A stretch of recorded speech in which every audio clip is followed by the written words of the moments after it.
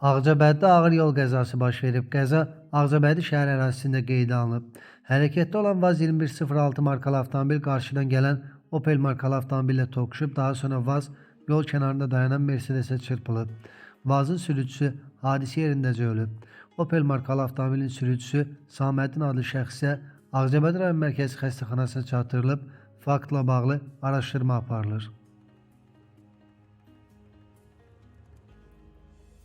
Lənkəranda da ağır yol nəqliyyat hadisəsi baş verib. Hadisə Ələt-Astara magistralının rayonun Girdəni kəndi ərazisindən keçən hissəsində qeydə alınıb. Belə ki, VAZ 2107 markalı nəqliyyat vasitəsi DAF markalı ağır tonajlı yük avtomobili ilə toqquşub. Qəzada VAZ-ın sürücüsü və sərnişini müxtəlif dərəcəli xəsarətlər alaraq xəstəxanaya yerləşdirilib. İlkin məlumata görə hadisəyə səbəb VAZ 2107-nin əks istiqamətdə hərəkət etməsi olub. 15 yaşlı Samıq sakinini maşın vurub. Qafqaz İnfo bildirir ki, yeniyetmə Gəncədə yerləşən xəstəxanalardan birinə çatdırılıb. Məlumata görə onun vəziyyəti orta ağır qiymətləndirilir. Baş vermiş hadisə və faktla bağlı araşdırma tədbirlərinə başlanılıb.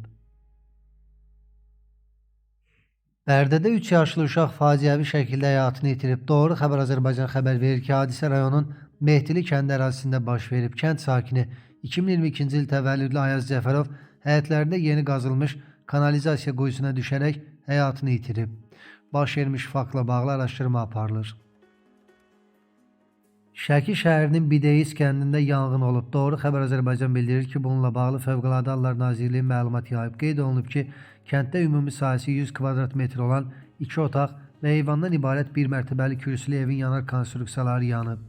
Yanğın yerinin kəşfiyyatı zamanı bir nəfərin meyidi yanğı söndürənlər tərəfindən aşkar edilərək aidiyyatı üzrə təhvil verilib.